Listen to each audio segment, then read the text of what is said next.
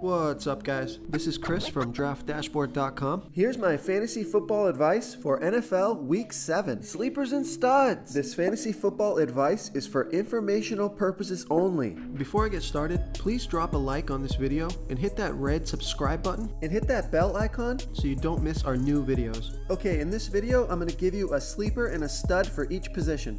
And if you stay to the very end after all my picks and after I show you the Draft Dashboard tools, I'll give you my super secret sleeper pick that no one's talking about. At quarterback, I like Jared Goff with a fantastic matchup versus the San Francisco 49ers, who have the 4th worst defense overall and give up the 6th most fantasy points to opposing quarterbacks. Jared Goff had a tough outing in Denver last week. It was cold, snowy, the game plan changed based on the weather. Gurley ended up running the ball to victory. Goff didn't need to pass much that game. But that will change this week versus the revitalized 49ers with CJ Beathard and a healthy Marquise Goodwin to deal with. Goff has scored 42, 19, and only 8 fantasy points last game, which will lead to lower ownership. I like Jared Goff as a bounce-back candidate for Week 7. Okay, now for a low-salary quarterback that may fly under the radar. I like Mitch Trubisky. Again, people laughing at this pick last week. And Mitch goes out there and scores 31 fantasy points. 47 the game before that. Mitch Trubisky is on fire. Now in Week 7, facing the New England Patriots, who give up the 9th most fantasy points to opposing quarterbacks. As long as Mitch doesn't choke versus Tom Brady, he should have a high output game, padded by his ability to rush the ball. Mitch rushed 8 times last game. Real quick, guys, I got great news. For a limited time, we're offering a full 30-day trial to Draft Dashboard. You can try all the tools for NFL, MLB is still going, NBA is right around the corner. This is a great time to get in and try everything for 1 month. The tools are all about saving research time. You can see the last 3 games, the fantasy points per game, the targets they got per game, so you can see how involved they are in the offense, the rushes they got per game. Seeing all this stuff on one screen helps you save time and make better picks. Okay, let's take a look at running backs. My stud running back this week is Todd Gurley, again with a good matchup versus the 49ers, who give up the 10th most fantasy points to opposing running backs. We saw San Francisco Monday night. They didn't have a terrible defense, but did give up 33 points to Aaron Rodgers in a banged-up Packers team. The Rams should be at full strength, and the goal line work for Gurley may once again be ridiculous. Gurley has scored 26, 33, and 40 fantasy points in the last 3 games. 20 plus rushes, 5 plus pass targets per game. Todd Gurley is a beast. What else can I say? Now for a low salary running back. This game may have saved his job last week. Payton Barber put up 21 fantasy points on 13 rushes and 4 pass targets. Now facing the Cleveland Browns, who give up the 6th most fantasy points to opposing running backs. If you had the stones to play Barber last week, you were rewarded. He really hadn't done much leading up to that game. Now some people will be touchdown chasing and his ownership will rise a bit, but Payton Barber should still be pretty low owned and worth a shot here in Week 7. Okay, who do we have at wide receiver?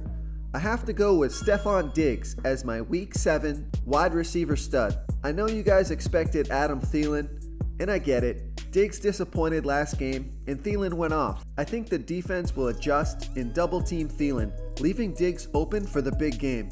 Diggs is playing the New York Jets, who give up the 6th most fantasy points to opposing wide receivers.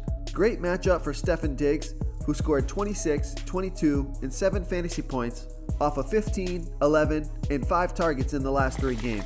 For my wide receiver sleeper pick, I like Willie Snead, facing the New Orleans Saints, who are the 6th worst defense overall and give up the absolute most fantasy points to opposing wide receivers. This is another guy people don't like playing. Not sure why though. Snead has scored 12, 11, and 13 fantasy points in the last 3 games, off of 7, 7, and 10 targets. These are great numbers that could be better if Snead can find the end zone. I love Willie Snead for Week 7. Okay, moving on to the tight end position. My Week 7 tight end stud is Zach Ertz, facing the Carolina Panthers, who give up the 5th most fantasy points to opposing tight ends. I said it last week, and I'll say it again this week. Carson Wentz loves Zach Ertz. Ertz has scored 23, 30, and 17 fantasy points in his last 3 games off of 14, 11, and 9 pass targets. No doubt Carson Wentz's favorite target. Look for Zach Ertz to light it up again here in Week 7.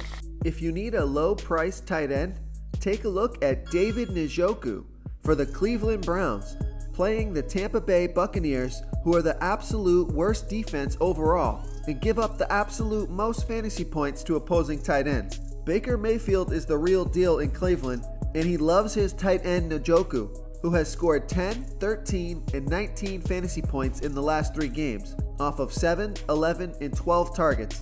This production is encouraging moving into this stellar matchup. Njoku is one of my favorite plays here in Week 7. If you want to try all these daily fantasy tools for yourself, click the link in the description below this video or just go to DraftDashboard.com. You can use our DFS lineup optimizer to build quality lineups using our picks and your own custom player pool. Click the link in the description below this video and try all these daily fantasy tools right now. Thanks so much for watching. Oh, and don't forget to subscribe to this channel and hit that bell icon so you can get instant updates whenever we post a new video. You've unlocked the bonus content. My super secret sleeper pick for Week 7 is Laquan Treadwell. Hasn't had a breakout game yet, but he has a terrific matchup versus the New York Jets, who give up the 6th most fantasy points to opposing wide receivers. Treadwell has scored 9, 5, and 8 fantasy points in the last 3 weeks off of 7, 4, and 4 targets, averaging right around 5 targets per game. Nothing eye-popping yet.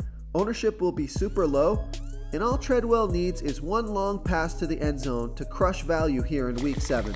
Thank you so much for watching, everyone. If you enjoyed this video, please smiggity smash that like button and subscribe to the channel if you haven't already. Oh, and please comment below with your favorite player for Week 7. I love to hear what you guys have to think. Thanks again, and good luck.